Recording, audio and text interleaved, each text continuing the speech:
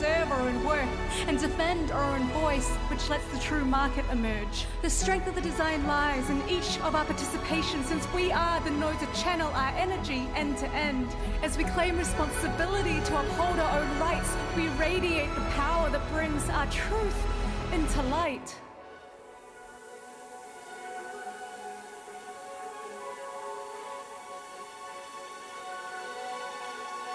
Hey everyone, welcome to Bitcoin Homeschoolers. We need to thank Tip NZ for sharing her music for our intro and the outro for today's show. Check her out at tipnz.com. Now today we have a real treat. Tali and I go deep into sovereign education and how homeschooling works in Alaska with Wad and Tami. We learned so much from this discussion. They are just shattering the paradigm that two-income families can't homeschool. How they have time, I have no idea, but they are also actively involved with helping Bitcoin veterans and organizing the 2025 Bitcoin Alaska Conference. So here is our conversation with the never-tiring Wad and Tami. So I think we should just start with if you guys could just tell us, I almost wore that same sweatshirt, by the way. I swear I was wearing that one earlier, Wad. Yeah, I'm completely distracted. Bitcoin veterans. It's a great sweatshirt. Look, if we could start with who you guys are. You guys introduce yourselves, and then we'll just start asking you questions from there. I'm Wade Hook, Bitcoin veteran, Alaska, me premier Bitcoin light node. We homeschool our kids here in Alaska. I'll let Tami introduce herself, and then. Yeah, I'm Tami Brown. Different names, but that's okay. Well, I've lived in Alaska for 26 years. I have two older children, and then Wade and I have the two younger children. And we've been homeschooling Tristan and Senna, well, since 2020. Actually, since the end of the school year of 2019, technically, because the schools here closed down in February. School doesn't end up here in Alaska until May. So we were homeschooling through the last end of that, and then put them through the actual homeschool program the following school year, and have been going strong ever since through the Homebridge homeschool program here in Alaska, here in Juneau. So so you're the one that brought homeschooling and said, hey, Wade, we should do this? Were you the one that was kind of homeschool pilled first? We kind of agreed to do it. We were seeing how poorly run the education system was because of the pandemic, and how the kids were not allowed in school. They would spend like 15 minutes a day on the Zoom class meetings, and our kids were just screwing off. They weren't getting an education. They weren't doing anything. And so we decided even before that school year ended that we're not doing this next year because it's ridiculous. There's really no other way to put how the school systems were run during the pandemic other than ridiculous. And do I understand, this was something that happened and we had no way to factor this in? Yeah, I understand that. But I didn't think that our children were going to get a good education the following school year going through public school system. There was no way. Could only handle so much with the kids putting masks on so they could be on their Zoom calls to get an education. Yeah. They were required to put a mask on to go on Zoom. No, but it was that would be really bad. Yeah, it was definitely a signal. And the next year we noticed that the kids going to public school weren't going to school half the time anyway, because the school was closed down because somebody may have tested positive for COVID or whatever during that time. Yeah, that was the big one. That was the big one. It's like, how can you send your kid to school and not know whether or not you're going to have to take the next 2 weeks off work because the kid pops positive for COVID? And right. So how can you function like that knowing that you can't maintain a job as you're bouncing in and out, your kid's bouncing in and out of school because somebody in a classroom pops positive? Right. So that was the end all be all for me. Yeah. And at the time, Wade and I were both working from home. The state of Alaska kind of, as an employer, they kind of shut down. Everybody was working from home. So I was like, I'm home anyway. Why don't we just homeschool? So we did. And I think with Senna at the time, Senna was first grade when COVID hit. So she was second grade, the full year she went through Homebridge, the homeschool system. She was second grade. And that was interesting. Tristan was going through fourth grade, and everything he was doing was on the computer. But Senna starting out was in workbooks. And so what you are asking is what would I advise other parents, starting out?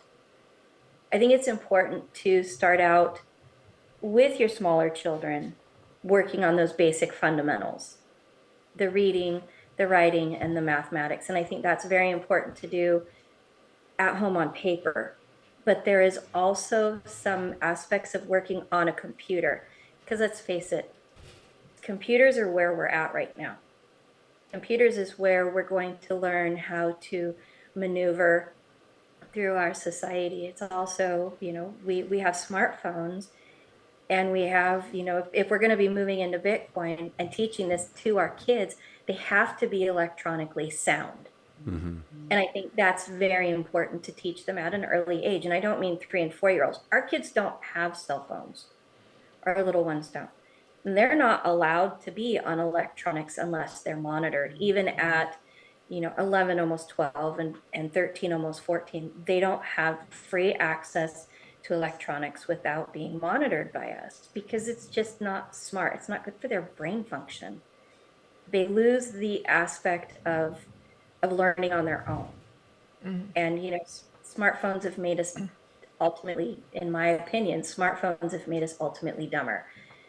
I could tell you how many phone numbers of my best friends growing up in high school or growing up in middle school. I could just spout off to you real quick. I couldn't tell you my adult son's phone number or my adult daughter's phone number because I don't need to. I have a smartphone. It does that for me. Mm-hmm. So these phones are making us less intelligent and more dependent upon them. Okay. Yeah, I have two threads to pull on for you. So the first one is the pandemic's over.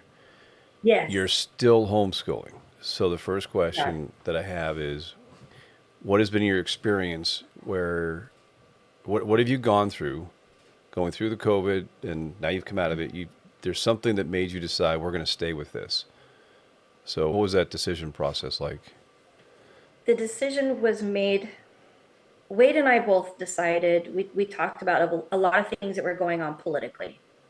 And ultimately, the level of education that the children are receiving in public school and the politics surrounding the education nationally, the education program, are the two things that Wade and I decided we were just going to homeschool our kids. Mm-hmm. The homeschooling curriculum, we got to choose which curriculum our children got to go through. Were they going to go through something super easy where they're not going to be challenged? They're going to go through something where they're going to be moderately challenged and can learn something? Or are they going to go through something that's really going to challenge them and make them truly learn something? So we were able to choose which curriculum the kids were learning. And we chose at first to go through one curriculum that was very, very difficult. It was very stringent and had a lot of hands-on parental grading processes. And then we decided to kind of dial it back a little bit and go through one that's a little easier. But ultimately, it was what the schools here were teaching, which is just trash. It's just garbage. It's not worth the kids being able to go through because it's not challenging and they're not really truly learning anything. And the political stance. So a little bit, I'd like to add on that political, just a bit. Not too long ago, one of our son's friends was going to a haunted house, and he asked if he could have permission to go to this haunted house with his friend's father and son. So on the way out there, they realized that the haunted house wasn't taking place that weekend. So rather than taking a left, they took a right and ended up out of this kid's house. Well, after a while of our son and his friend playing games in a game room, the other son got very upset and disappeared for a long time and then had a breakdown, just meltdown. So the police ended up coming to the home and brought our son home. And the police officer stated that this child, his grandfather was there, and his grandfather had a medical emergency. All untrue. Grandfather doesn't even live in the house. But because of the grandfather's medical emergency, the son needed to go to the hospital. So the police officer decided to give our son a ride home. So what we ended up finding out was this son wasn't really a son, it was a daughter. And the son played soccer with our son's friend.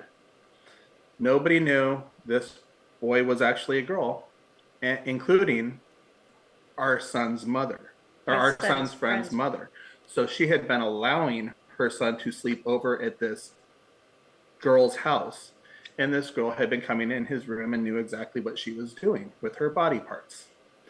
So it is complicated, but when our son's friend's mother contacted the father and said, why didn't you let us know that you had a daughter? His response was, well, you didn't ask. So she had no idea that her teenage son was staying the night with this teenage girl, and they had been sleeping together.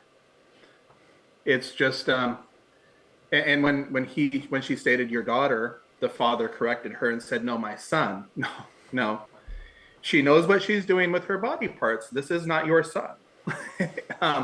I'm sorry. So these are the things that we have to endure as parents these days, where this girl is playing in boys soccer and leading everybody to believe that she's and then there's all those other questions, like now she's having a breakdown because our son's friend is giving him more attention than her. So she has a meltdown because she's got an incorrect view of reality and has to go to Bartlett Hospital to deal with her trauma. And then the question comes up, well, is our son's friend gay? No, because this was a girl. Or the question of, what if she gets angry and calls this rape that's been going on? So these are things that are make me afraid for my children. Do I want to have my children participate in, and this is something that really happened to us. Yeah. And we're very protective. So when you unleash them on the school system, the school districts, and they let this altered reality, explode, like, I don't want our children to have any contact with that. We ensure that our friends don't participate in those mind games and take advantage of our children. Wow.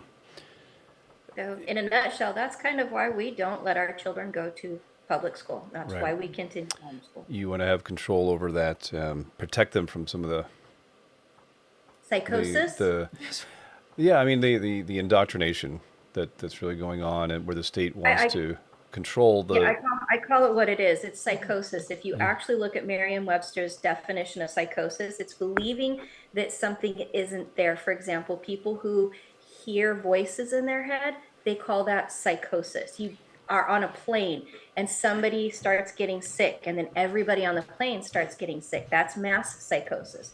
What's going on right now is a country with mass psychosis.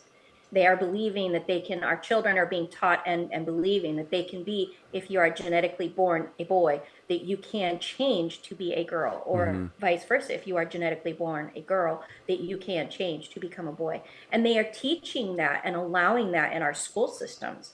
2 years ago in school year of 2022 to 2023, the elementary school that our children would have been going to, they had a massive party for an 8-year-old who had at the time decided that they were now, instead of being a boy, they were a girl.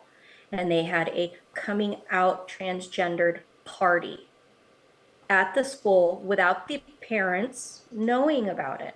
I don't want my children to be, and I don't want them to be subjected to that. Mm-hmm. It's pretty scary. Yeah. What has been the experience been like then? This is for Tristan then, right? in terms of being involved in activities and he's going at some point going to be interacting with people who are still maybe old friends that are in public school. So so that's that's a lot to process. It's one thing to say, hey, we're going to homeschool. It's another thing to say, well, they still have to be able to interact, right? He has friends that he plays with. More recently, one of the local gyms where he takes karate has decided that there was a gentleman who was in the locker room who decided that he was getting looked at oddly when he was putting on his dress after working out, and they allowed him to start using the women's locker room, and that caused a backlash in the community. But if my children who are minors are going to that gym and they're using that locker room for karate, that's not allowable. Like I will not subject my children to going into a locker room with an adult of the opposite gender because they feel uncomfortable. So the gym decided to have unisex restrooms that their locker room where they can change in. But I don't think that'll be enough because which begs the question: what is the agenda of the individual to begin with to go into the alternate gender's locker room? Mm-hmm. Like, will they become upset because they can't be in the locker room with people of the opposite sex? Mm-hmm. Yeah. But to more directly answer the question, what do we do for socialization? Our children are in a karate class that takes place 2 days a week, Tuesdays and Thursdays, for 2 hours. The karate class, it's not your normal karate class. They have less students, but they have more diverse students. It's not just children, it's children and adults. Mm-hmm. But they have an age cutoff. So the youngest you can be in there without having an older sibling is 8 years old. So they have that interaction. Tristan also is involved pretty heavily in his Boy Scouts, the local Boy Scouts here in Juneau. His particular troop is led by a former Marine.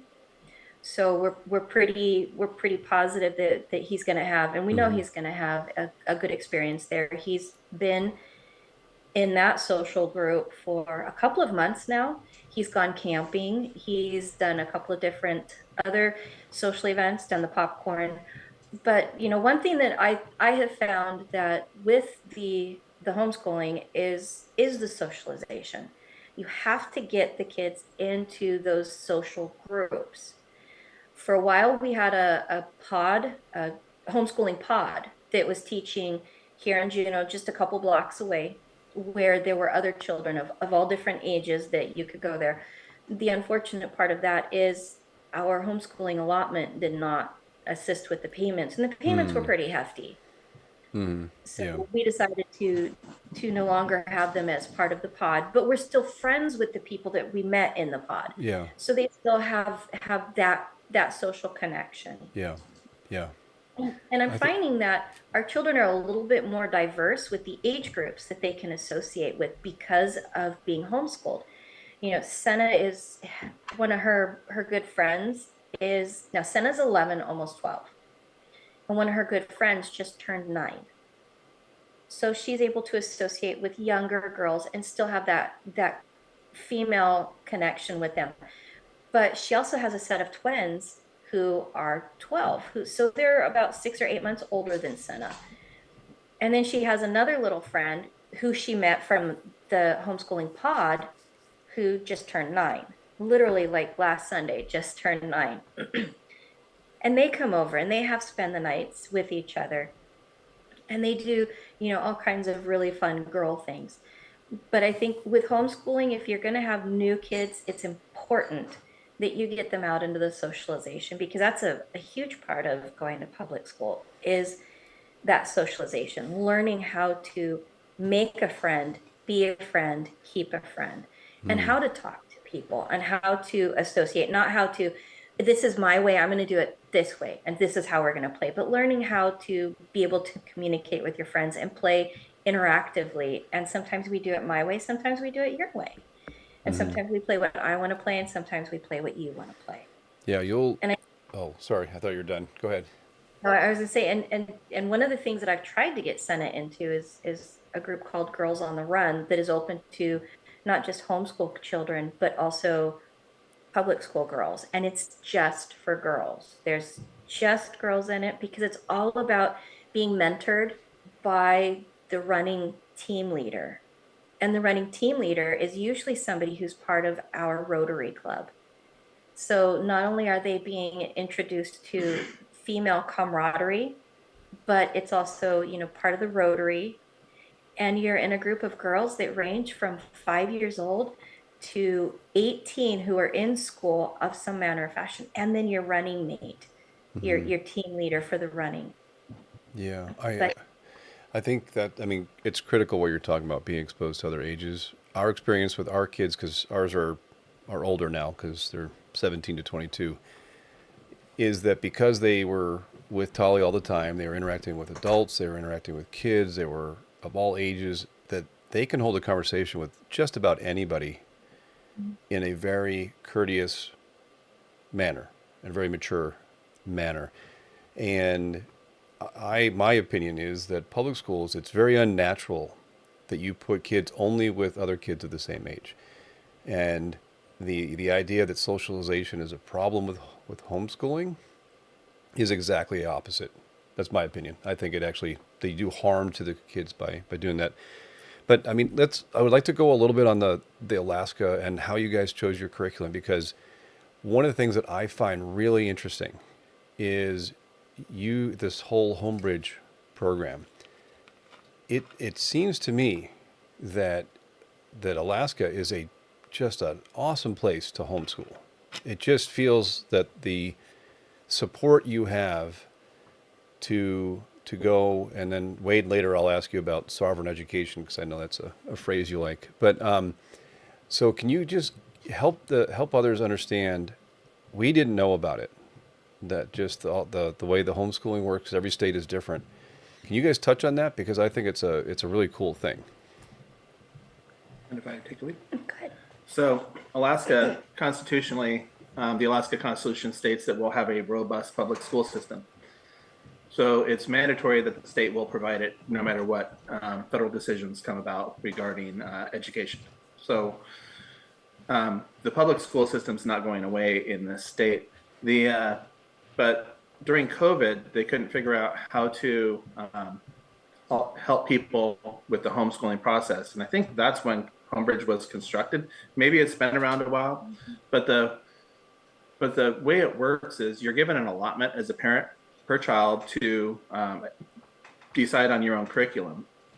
And you have a bridge, Homebridge, your bridge to the public school system. So I can homeschool my kids, but they still have access to the school library or school sports, or just they can take a class in the school. They can show up for fifth period and take whatever class is offered in the school, whereas they're still homeschooling. So you end up with this hybrid education system. And while you do that, you can also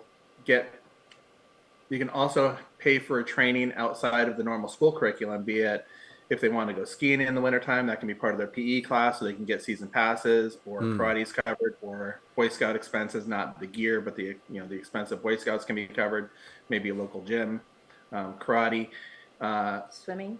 ceramics at a local pottery store, or be it, what we've been talking about with education in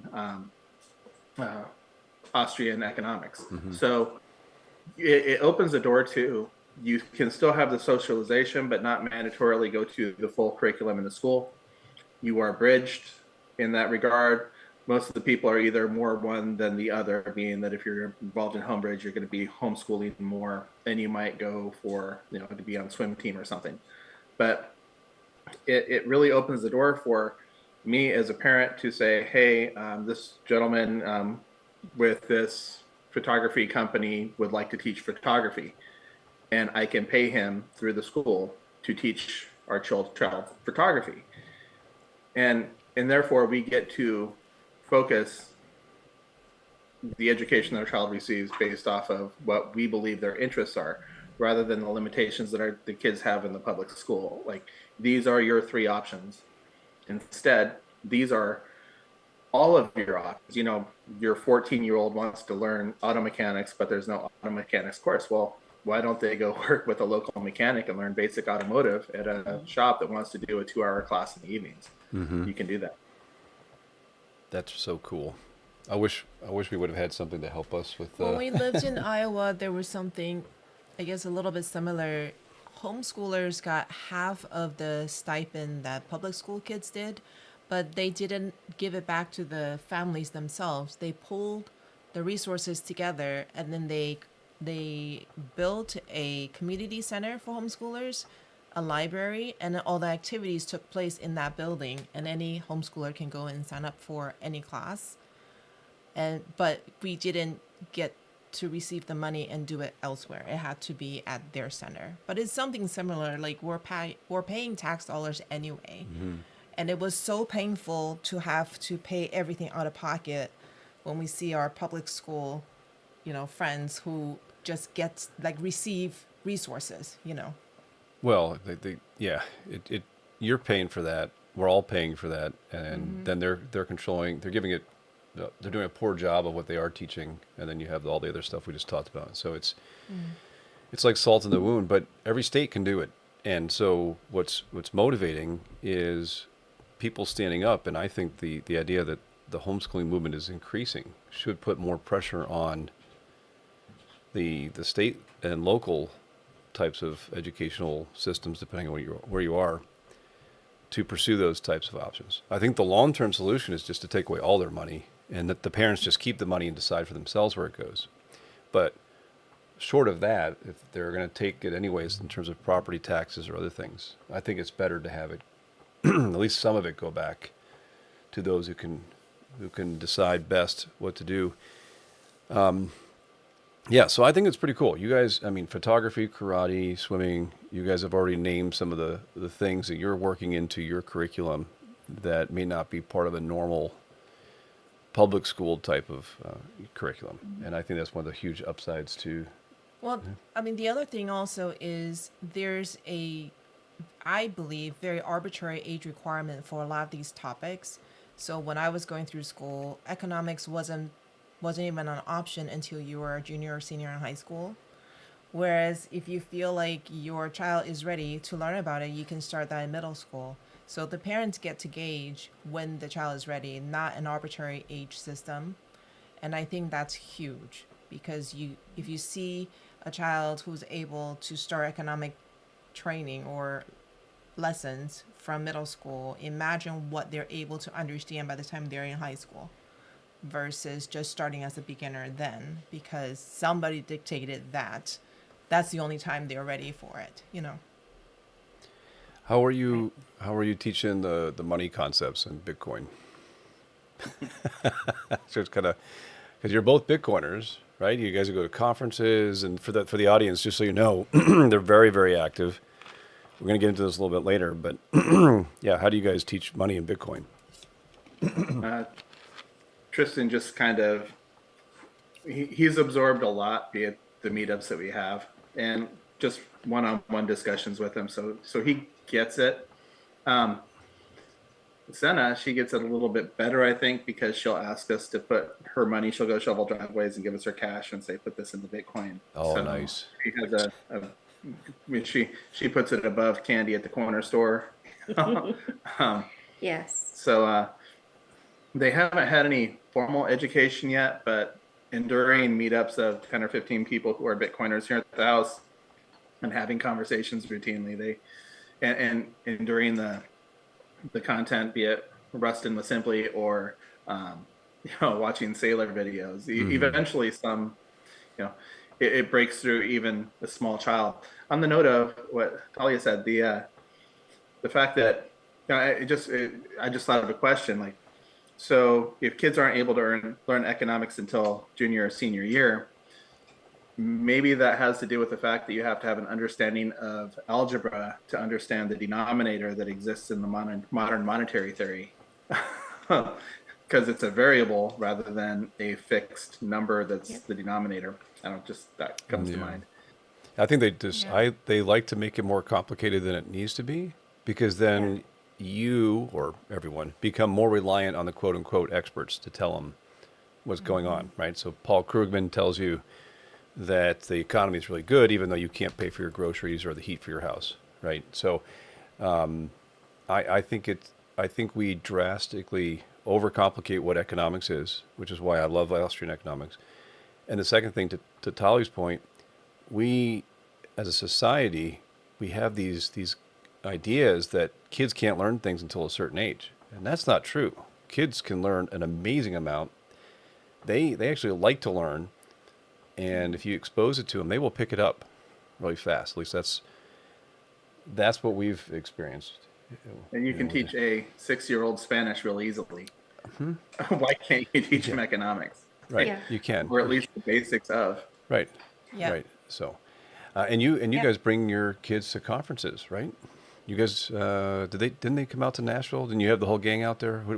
My 2 older children. Ah, Well, my okay. older daughter and her husband came out to the Nashville, but no, the kids were left at home, well cared for while we were gone.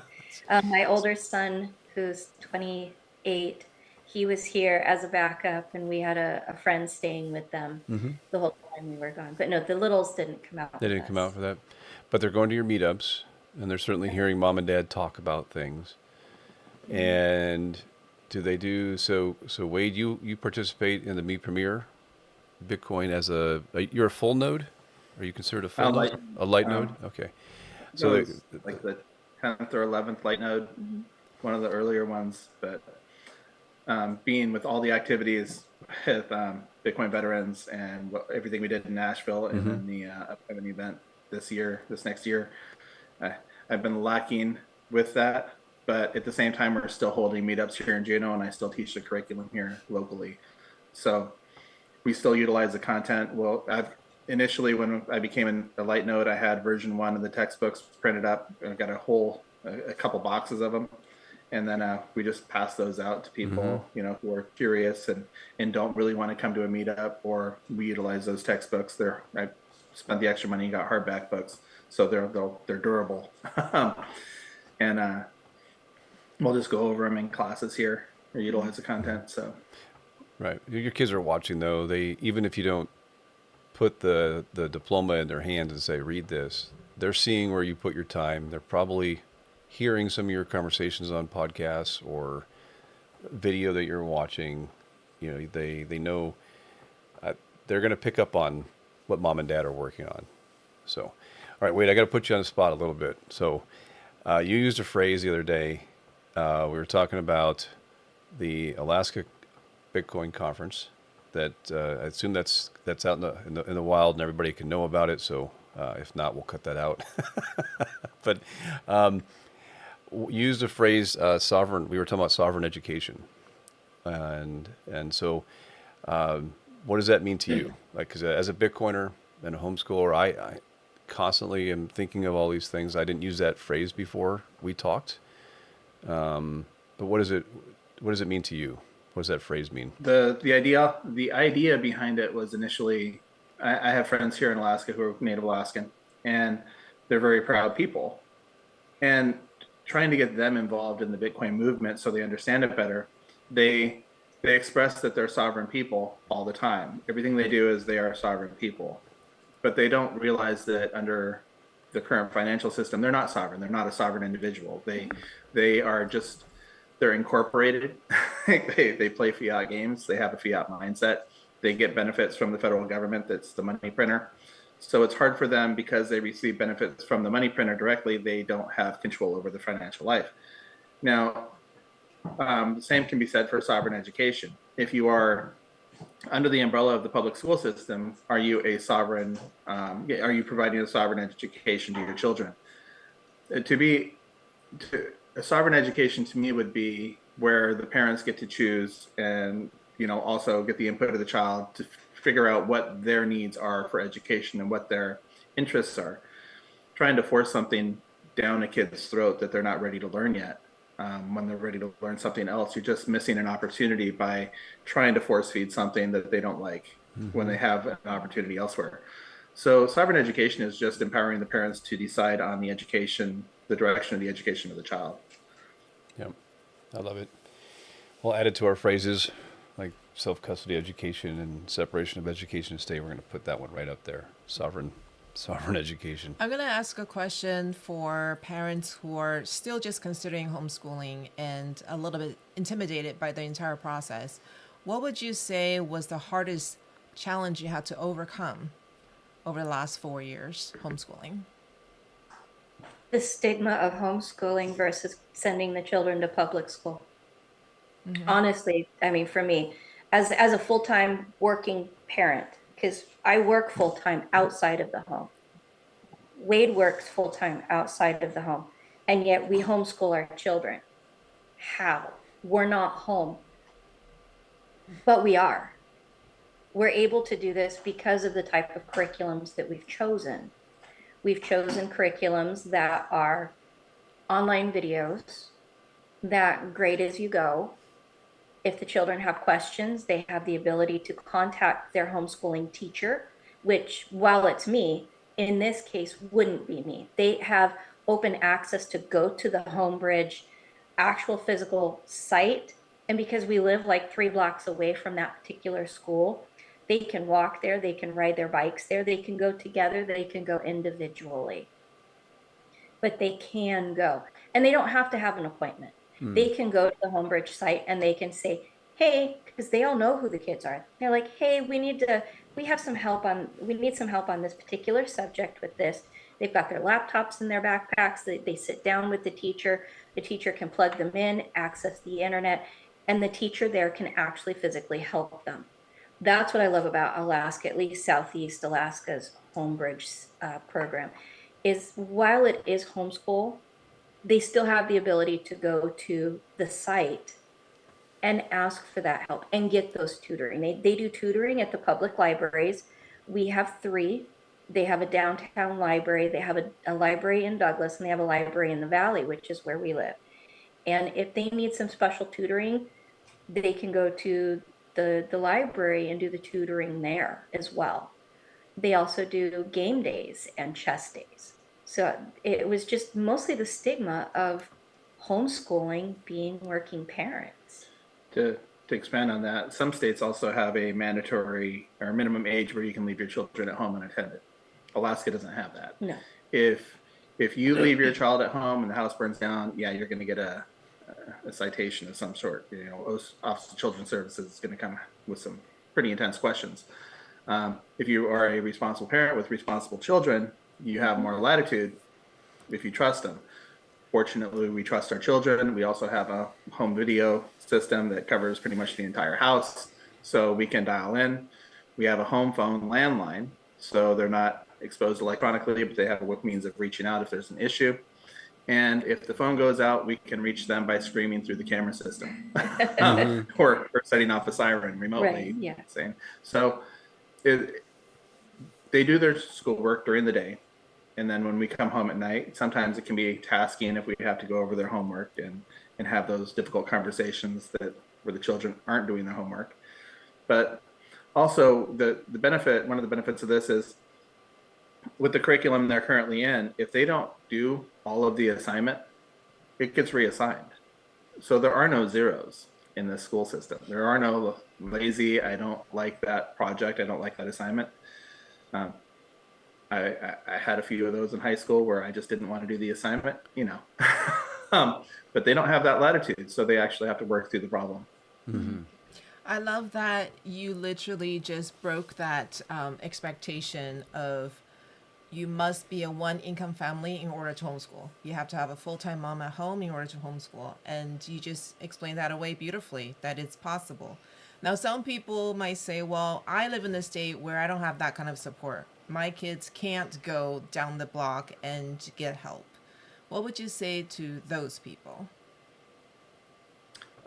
Lobby your government. There's not a lot of options. You have to find somebody in that case to watch your children. If we were in Arkansas, I think the age is 14. We couldn't do this.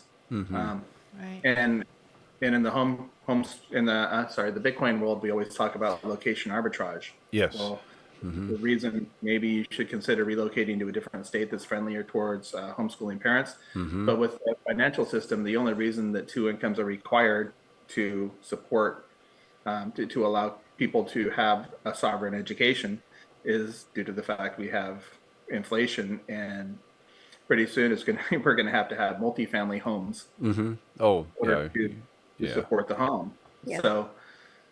So you have to break the paradigm somehow. Oh, I like what you said though. So we've talked to people who were in Germany where it's illegal and they voted with their feet and then they moved. Within the United States, we have much more flexibility in terms of that. It's easier. I'm not saying it's easy to find a job. I'm not going to say that because it depends your circumstance. That can actually be pretty challenging. However, comparatively to other places in the world, if you want to move to one state or away from it, one other state, you can do that. I mean, they're already leaving the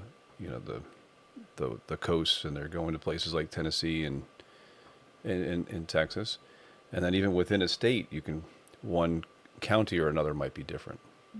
And so, if you are working remotely, man, now the world's your oyster. You can kind of pick and choose where you go. So I think that's a long-term play.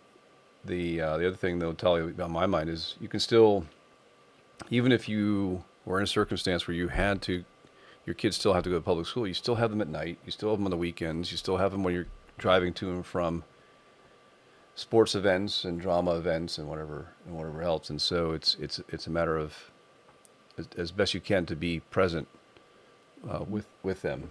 And Well, so also, I want to say that it varies, the regulations vary hugely state by state. So we live in Kentucky, and it's not as strict as Ohio, which is a bordering state. But Indiana is even more relaxed than Kentucky, and they're also bordering state to Ohio. So in terms of just the law about letting your kids be on their own at home, we had a neighbor years ago who got in trouble because her son was sick. She drove him to the pharmacy before the time of the drive-through, which we have, every single pharmacy has it now, but not a long time ago. Anyway, she got in trouble because she left her son, who was not feeling well, in the car while she went in and got the medicine, and somebody called the police, and she had to go to court to explain why she left her son in the car. And he was 9 years old. And, you have those kinds of situations where you're just like, oh my God, I can't ever leave them alone. It's this whole assumption of kids are completely defenseless and parents are ultimately responsible for absolutely everything. well, But it's a control thing too. it is a control thing. And Ohio also requires that that the school system, either your child takes a standardized test or the portfolio has to be reviewed by a licensed teacher in order for you to continue to homeschool.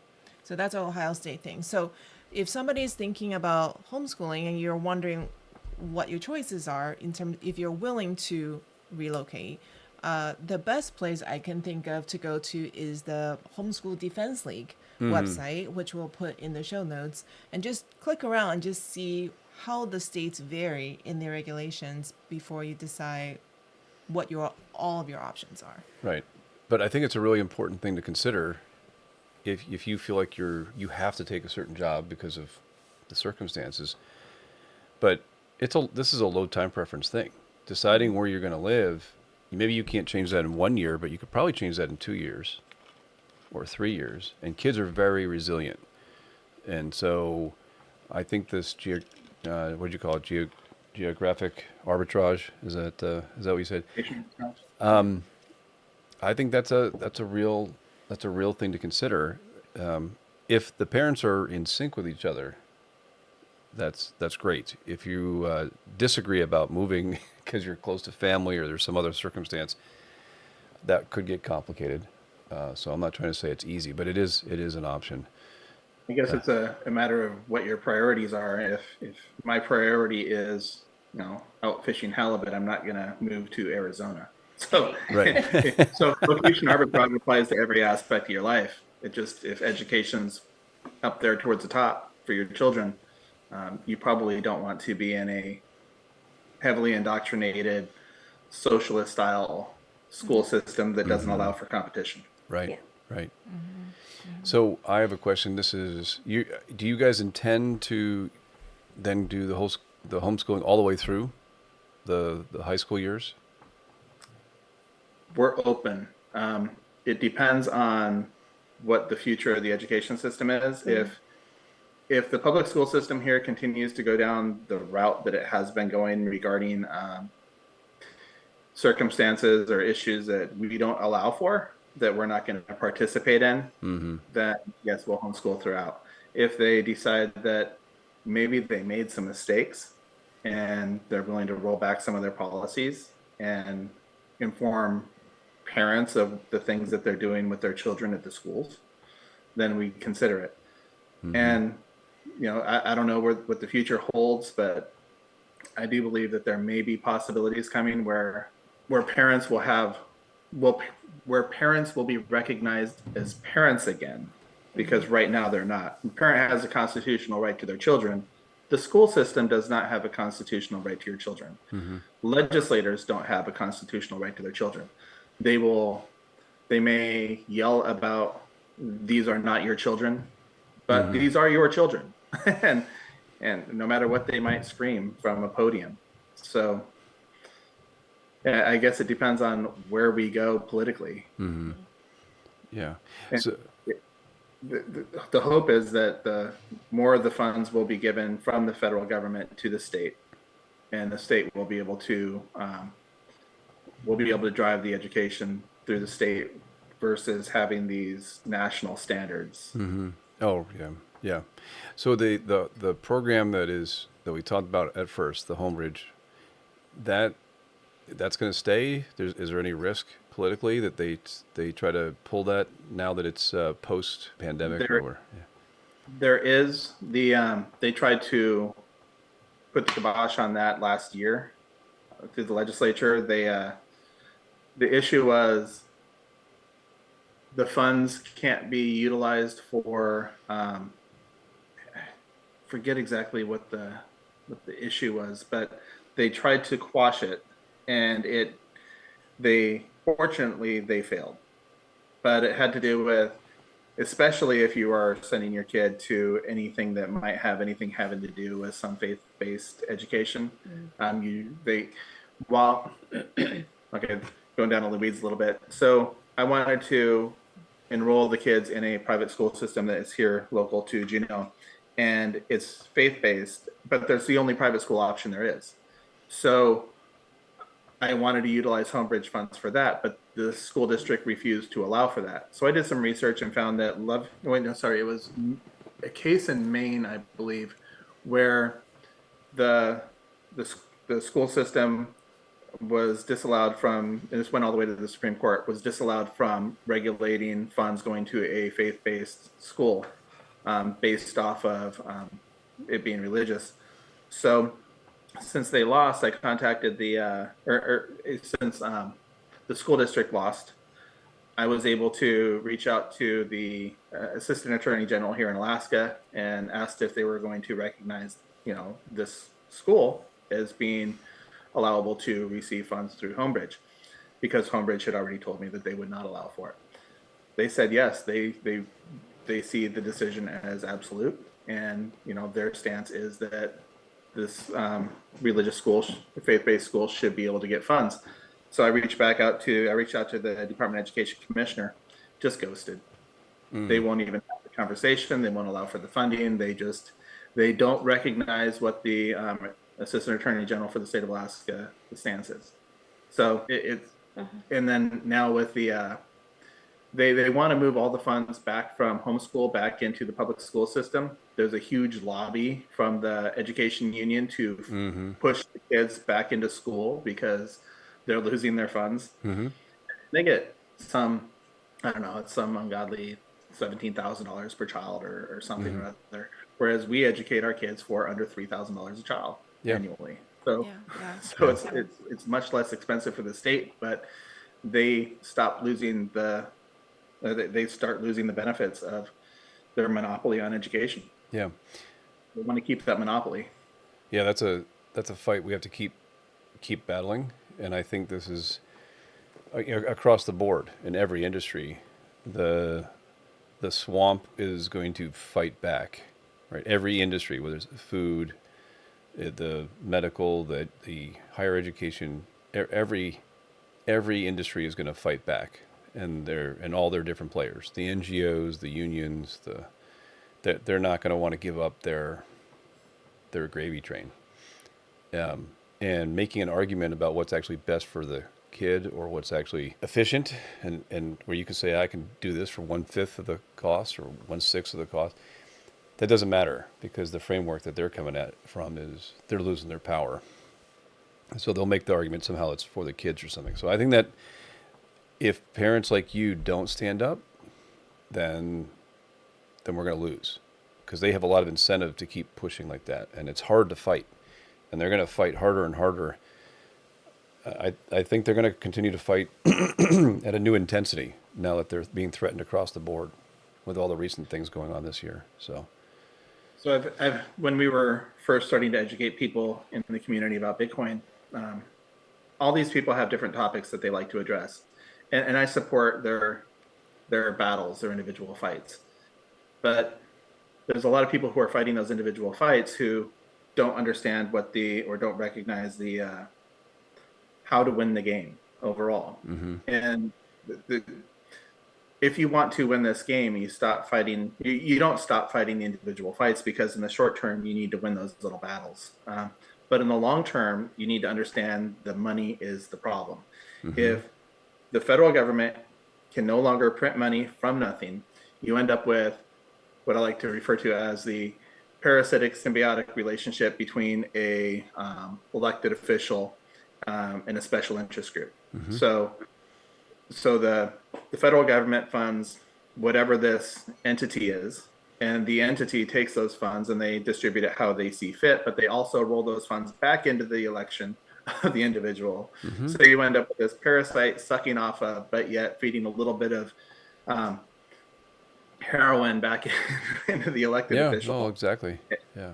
And so if you want to resolve the issue with the Department of Education or anyone else, you have to address the money. And once the money is fixed, that parasitic relationship goes away. So in the end, we need to focus on, we need to win the battle for the children today, Mm-hmm. because they're in school right now. But where are you going to put your energy? Well, you need to put your energy in both places. Yeah. And a lot of people they like to fight these little battles without understanding how to win the entire fight. The money is the fight, and a lot of people don't recognize that. So that's the direction I try to move people. Mm-hmm. The little fights. If you realize there's other people who have they may not understand the money part as the cause, but they can still help us on the way, right? So when the father in Loudoun County, Virginia, is fighting because his daughter was raped because of the school trying to cover up the boy in the bathroom, in the girl's bathroom type of thing, and he gets labeled by DOJ as a terrorist, right? I mean, you have to start fighting that. And I heard an interview, I think it was a month ago. It was a French teacher, I forget what state, and it was calling somebody by the wrong pronoun. Basically, he got fired for it, right? And he eventually won his case, and so I think if the people who are aligned with the state in whatever facet that is, it's the industries, it's the unions, it's the NGOs, it's the whoever, we all have to be fighting those little battles. I do think, I mean, the money might be the big ultimate thing that's allowing them to continue to grow and keep their power. But in the meantime, if the people who support the state separate us, and parents don't realize, you do have the Defense League, you do have their parents to go to, you're not helpless. You can take action. You can go to a different state, like we talked about. You can fight in court. You can do. There may be 1,000 little things that you can do, but I like to encourage people that the money is the big problem, and sometimes they're just focused on that thing that's right in front of their face, right? If you're again, like the Loudoun County example, if your daughter is being exposed to that, that's an immediate danger. There's no way in hell I'm not fighting, right? I'm not going to wait 20 years and have my kids exposed to that kind of danger while I wait. I think I think my point is, though, it's they don't realize that you're not alone. Like they try to isolate you intentionally and scare you, and you're threatened with cancellation, you're threatened with losing your job, you're threatened with whatever fill in the blank they can threaten you with. But some things are worth fighting for. I also want to add to that we all have different roles to play because we all come in with different passions and different interests and different reasons for doing what we do. So Wade, the fact that you're willing and know how to look up legislation from a different state to support your claim, that's amazing. Not everybody knows how to do that. Not everybody has the skills or even know enough to question that. But they have other things that they can make a difference in. And so I think it's just important for us to recognize that we all have a different role to play. You do what you can do, and collectively we will make waves. Yeah. Not everybody would even have the knowledge to think of that. I wouldn't have thought of it. Let alone the courage to go ahead and move forward with it. Yeah. So, I mean, you are fighting, Yeah. right? Yeah. I mean, you are fighting, even though we know that the root cause is the money. Yeah. Wow. Yeah, there's so many good things. I'm just so encouraged, though. It makes me really bullish to hear what's going on in Alaska. I don't like to hear what's going on in the public school system that you're describing, but that's happening in a lot of different places. That's happening across the board. And to see a program where maybe it doesn't eliminate all the money, all the taxes that are being taken or tax money that's given back to the school district or unions. However, Homebridge is a pretty positive thing. What you guys described and what you guys have is a lot better than, let's say, if you're in Ohio or California or other places, Virginia, New York, Virginia. Stuff. Yeah. So I'm just really optimistic to hear your story. I think it's inspiring, and maybe somebody in those other states that can't move can use Alaska as an example to try to make a difference in their state. Yeah, exactly. Right? I mean, So before we wrap up, I thought I'd ask you to share a pearl of wisdom from the last 4 years. What would you say to new homeschoolers to encourage them to continue the fight? Because there are some days, I know, for every homeschooling family, we have the question, should we continue? Can I continue to do this? So what would you say to those people? I would just tell any parent who's homeschooling and questioning, am I doing the right thing by homeschooling? Yes, you are doing the right thing by homeschooling. I think that depending on the state that you're in, all I can speak on really is Alaska. Based on the Alaska education, having 2 older kids that have gone through it, and then having our 2 littles that are going through it, the level of education that the younger kids are getting versus what the older kids got, it's just a better, because we're able to choose the curriculum that the littler ones are going through. It's just a better curriculum. It focuses on their strengths. It brings their weaknesses up to strengths. They're able to learn at their pace. And honestly, Tristan's almost done with his 8th grade year. If he was doing more time, utilizing more time, time management, we're still learning. If he could do a little bit better time management, he'd be done with his 8th grade year and could be starting on 9th grade already by Christmas. Yeah, he usually is done with the school year by December or January. Yeah. So then after that, do you just give him free reign to study whatever he wants for the rest of the year? Yes and no. We have the ability to choose other classes. We've talked with his Homebridge teacher, and his Homebridge teacher doesn't want him to start 9th grade because that is technically high school.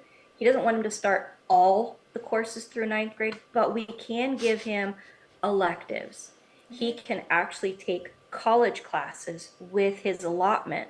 So if we wanted to put him through, for example, a higher level math class, we could do that through the college, as opposed to signing him up for 9th grade. Or we could choose to do a different curriculum for the next 4 months or 5 months. So instead of going through, right now we're going through a CELUS, Instead of doing that, we could choose to put him through like Calvert Academy for mathematics. He likes math and is fairly good in math. Or, you know, pick another geography class for him to take through Khan Academy, which, you know, Khan Academy is free, but it's still something that is accredited through the school district in Alaska.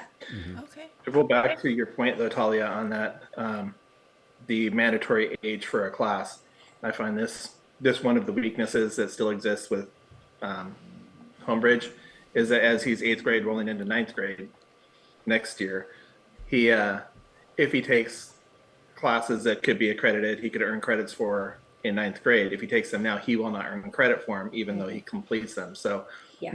we're having to hold him back right now rather than advance him, so that he doesn't end up in a very difficult point in the future where he struggles with graduation. So there is still that weakness, that fine line where they have segregated junior high from high school, which they shouldn't do. Yeah, Right. they need to let kids just, the fact that they're holding them back just makes We me had that upset. experience. How old was he then? 11? My 11-year-old had finished algebra and received permission from the science teacher to take general science. Not a big deal. Anyway, the co-op we were going through rejected his registration because they said, well, it wouldn't be fair to other high school kids if an 11-year-old came in and took the class. And I said, isn't that the point of homeschooling? That he can advance as he's ready to advance. And the co-op rejected the registration emphatically. And so I pulled all my kids out. I'm like, So that's talk not about why voting I'm with your feet. homeschooling. I'm Tali, going elsewhere. Tali just pulled it. I think I that's pulled what it. parents should do. I made some enemies, but you know, Yeah. you gotta do what you gotta do. And I think it's so silly because if you're homeschooling, why would you tell the parents they're making a wrong decision? Because then they're just basically It's school. fiat thinking. You know? It's a fiat. I get thinking. it. Yeah, it's frustrating. Exactly what So it is. It's I fiat actually have one thinking. last question. So if you guys don't mind me asking one more before we do wrap up. So one of the things that Tali and I have struggled with, we've gone to homeschooling conferences. We see all these similarities. We're very passionate about it. And the message is really hard to reach people who aren't already in the Bitcoin community. We find that making the argument for why sovereign education, all these things that we just talked about, it resonates really, really well in the Bitcoin community. But we can't just stay in our own bubble. We have to kind of push forward. So things like the Alaska conference that you're working on, what kind of opportunities in Alaska are there to try to continue to push? On the homeschooling side is kind of the conversation. It doesn't have to be Bitcoin, but for example, can we get some of those homeschoolers to the conference? Or I just feel like it's, when we talk to each other, we're already Bitcoiners, and we look at each other and we say we already agree with each other, and we have to argue who agrees with who more, right? Like it doesn't really help us reach outside of that. So, what are your thoughts on that? Are you guys working to help push outside our kind of core group, if you will, or core people? So Gabe Lord brought up a scripture at one point. I can't remember the exact scripture, but it has to do with not being able to educate your own family and friends in your own community. You have to go outside your community to get somebody to teach your best friend about how something works. People will trust a stranger with a reputation faster than they'll trust their best friend in their own community. It's very difficult to break through to your friends. So here in Alaska, my goal is to get Alaska on a Bitcoin standard. Like, be it all my communications with the Alaska Retirement Board, there seems to be only one person who's even interested in having a conversation about Bitcoin, or be it trying to speak with Permanent Fund Corporation, which is how a lot of our state government's funded, and we receive our permanent fund dividends through the state of Alaska, or just trying to build out a Bitcoin community here in Juneau, or trying to get the unions on board and the pensions, and trying to get the whole community on board.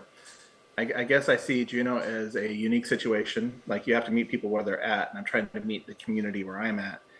And that by holding a conference in a community that has all of the decision-making power for the entire state of Alaska, which is an $80 billion sovereign wealth fund, unfunded liabilities in the pensions and the unions and the native corporations, hence the sovereign people here at the conference.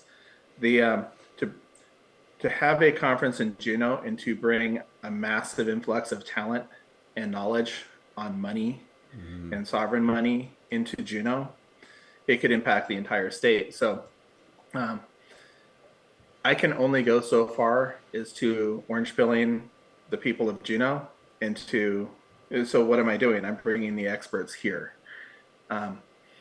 This isn't a huge money-making conference by any means. There's no money being made in this conference. It's just about getting the money that we receive for tickets and pouring it back into getting the best minds up here too. And unfortunately with this, like if you have this influx of Bitcoiners go to Nashville, what do you gain? Well, you have this almost quarantined off community that goes to a conference. They stay at hotels. They're separated from the community. But to do this conference here in Juneau, we are doing this over the 4th of July. Everybody comes from around Southeast Alaska to see the fireworks, see the parade. So to bring the Bitcoiners here is the most challenging time to come because there's less lodging, less facilities, but it's also the highest impact time frame of the year to have a conference.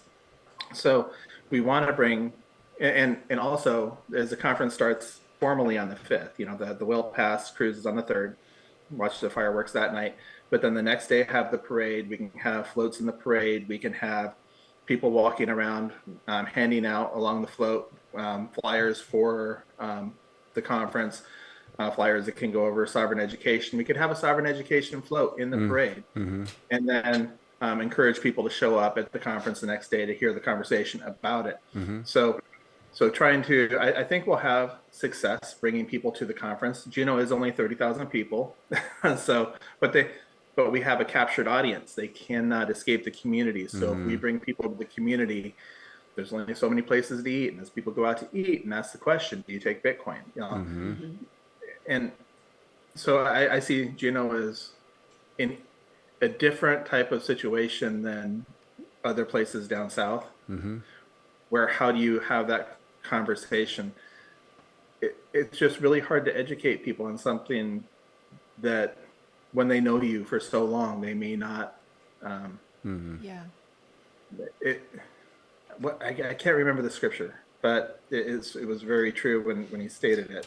Well, if you find it before we post, we'll just include it in the show notes. But I think that's really cool. So some of the people, influencers who might come, influencers as in people who can help impact Alaska budgets and education. So you're saying some of those people will also be in attendance, or at least you're trying to get some of those people into attendance. So we have right now for the sovereign people, I have my dream, like as far as who I would love to have up here. One of which I'm a huge fan of Alex Gladstein. I may not agree with everything that he says, but his mission is 100% right on, and I don't agree with everything anybody says. So he's coming up, and that is the opportunity to hear him speak and to speak on sovereign money for sovereign people here in Alaska, where we have people who see themselves as sovereign. I think that will be high impact. Lisa Huff, she'll be up here. She's our keynote. She's going to be speaking on energy and national security. So we have a lot of energy in the state of Alaska, and if we want to have a stance on the planet as far as embracing Bitcoin is good for our national security and explaining that, I think that's powerful. You'll be up here speaking in sovereign education with hopefully a very qualified panel. Working on that. Well, I was just talking about the other side of it, though, Wade, because if we come up there, I was just wondering, you have to convince people in Alaska who may not be Bitcoiners to give people like Gladstein and others, or Lisa and others, the time of day. right? And that's you're almost trying to create this marketplace of ideas. Yeah, you're bringing people from outside into the state. That's great. It seems to be kind of challenging. You also have to convince people in the state they have something that would benefit them personally by attending this thing. You know, that's a hard. You're trying to build everything in this. One of the things that I've seen with being a part of the homeschooling community here in Juneau is we have a number of social media sites. Well, maybe a number isn't the right term, but we have a couple different, at least Facebook sites that homeschool, specifically Homebridge parents are on. And now we have 3 different homeschooling programs in Juneau, just Juneau. And Homebridge is the one that we're connected to. So I have a Homebridge parent Facebook page that I'm a part of, and then a homeschooling parents page that I'm a part of. So I'm a part of 2 different homeschooling parent pages on Facebook. Yeah. And I have, from time to time, brought up and made comments on the pages about Bitcoin. They're at least not taking my comments down. My posts don't come down, which means people are still seeing them. So as we get closer to the conference, as we get closer to getting to where with Me Premier Bitcoin, we're going to potentially teach another class to, the students for free on our own time at the public library for certain age groups, because I don't want to have a 5-year-old who's going to be there running around being a distraction for the 15-year-old who is truly wanting to learn about Bitcoin. Yeah. My point being is with the political aspect, the political motion that we've got going on right now, with the change of administration, we are looking at Bitcoin becoming a little bit more of a buzz, a little bit more noise about it, going through not just our community or certain communities, but through the national level. I'm hoping that these Bitcoin little bugs that I'm putting out will catch someone's eyes. And maybe the students who are part of this, because there are some older students who are part of these pages as well. Maybe they'll see that and be like, oh, holy moly, there's a conference going on. And maybe somebody will reach out. Maybe we'll have a mom reach out. What are the youngest age groups that can go to this? Or a student will reach out and say, hey, I've been talking with some friends and we're interested in this. How can we become a part? How can we attend this? How can we learn more? Yeah. And with those little, what do they call them? Ear mites or earworms, where you've got a song stuck in your head. Maybe you've got this thought stuck in your head. Oh, new administration, he's talking about Bitcoin. I've heard about these other coins. I won't use the term that Wade uses, but these other coins, because we are just Bitcoin. We don't teach anything. We call them appropriately. Yeah. We only teach the Bitcoin. Yeah. Well, I hope you guys are successful in planting those seeds and getting those folks out, because I agree with you. There's the political winds have changed. The news cycle has changed now with all the things going on, ETFs and others, MicroStrategy. So, yeah, I hope you guys. I wish you the best with being able to bring the people from Alaska to somehow connect that, come out and experience some of that buzz. And that's how. Tali and I, when was it 2022? We went to our first conference. I think. Homeschooling conference? No, the first Bitcoin conference. I think we went to Miami. I think it was 22. Tali spent her entire time I'd be, oh man, that's so and so speaking, and she was like, well, I really don't care. I can catch that on YouTube, but I have a captive audience over there on the floor, and she would go up to whoever she had a question about. Somebody had a wallet, she'd go up to them and she'd just pepper them with questions. And then someone next to them they were running some kind of miner, peppering them with questions. And then somebody else had legal services or whatever it was. And then you had somebody else with, I don't know, what do you call the little stamps for to record the seed stamps. So she took it as, I've got a captive audience and I'm just going to ask questions until I feel like I got what I wanted out of this thing. And so if you can plant that somehow in these people, if they have any interest at all, that this is an amazing opportunity to just learn and talk to people face to face. And yeah, it's good stuff. So did we leave anything out that you guys wanted to cover? I feel we've hit a lot of different topics. We've gone over the hour, so we've probably exhausted you with our questions, but anything else you guys want to? Just real quick to roll back on that for the Alaska conference, trying to tackle this from all these different directions, be it bringing the veterans out. We're going to have the Bitcoin Vets Run in the morning up to Nugget Falls. I believe we're looking at tentatively July 1. We're bringing up Paladin Tower Tactics for firearm training that afternoon. So now we can, break into that community a little bit. We'll have a big picnic out at Aquarec. Everybody's invited to that. So hopefully we get some faces out there on the beach and a fire and some, real food, outdoor picnic food. July 3rd, the cruise, if you're not signed up for that, that'll be something that's not really pulling so much from the local community, I guess. Hopefully we can break the political barrier with the governor's office, which we're working at doing, and getting him to open the conference and, break some of the barriers with the different, departments with the state. Then the parade on July 4th, integrating that so we can have a presence and be recognized as a presence in the parade and get people to walk along, maybe do a Bitcoin veterans cleanup after the parade because there's candy and papers laying all over the ground, do something good for the community. And then July 5th, not only is it the conference, but we have the bazaar in a neighboring building where we'll have local vendors who are accepting Bitcoin. So we're getting local vendors who go to these different shows to, start accepting Bitcoin. So to build out that marketplace in Juneau and to bring in these businesses to understanding how to accept Bitcoin with their business, be it through Strike or whatever app they choose to use. And then closing out the conference July 6th. So we're trying to break through different areas, with Alex Gladstein being able to speak on human rights. We can hit the university and the school district. With Lisa Huff, we can try to get the governor's office in. And who knows, maybe if we did manage to get Michael Saylor, maybe we could get the Permanent Fund Corporation and the $80 billion Sovereign Wealth Fund to take it seriously. Oh, so it's trying to get the right people to tackle the right subjects. And that's so cool. That's well, it takes a lot of work to put that together. So we're very grateful to have people like you who are willing to go the extra mile and do that.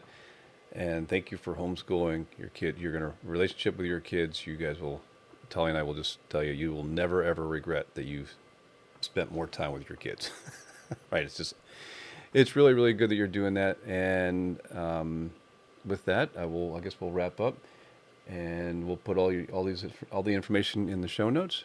So thank you guys. We'll talk to you soon. We don't need to seek trust when we can see proof. It is real-time consensus that aligns us to evolve. This is how, amidst uncertainty, our lives continue to grow when we uphold our own rules, we preserve our own worth, and defend our own voice, which lets the true market emerge. The strength of the design lies in each of our participation, since we are the nodes that channel our energy end to end. As we claim responsibility to uphold our own rights, we radiate the power that brings our truth into light. And when that dawn of light touches all parts of the globe, and it ripples throughout society, and it returns us the hope that becomes the power that sparks humanity to thrive, that same power that fuels the creation of the mind. And when our mind and our money are truly set free and they transcend the limits of past boundaries, now knowing becomes owning and ideas become wealth. What happens now? We can all push to expand the edges of our existence. It is through evolution when things are the hardest. As we head for the light, we have to push through the darkness. It is in these moments we do what we do best. We take the chaos and the darkness and use our power to create. It is in these moments when we're all in alignment and our freedom of difference ascends us to our highest limits, the depth of it all. Know that hope is not gone. It is always darkest before dawn.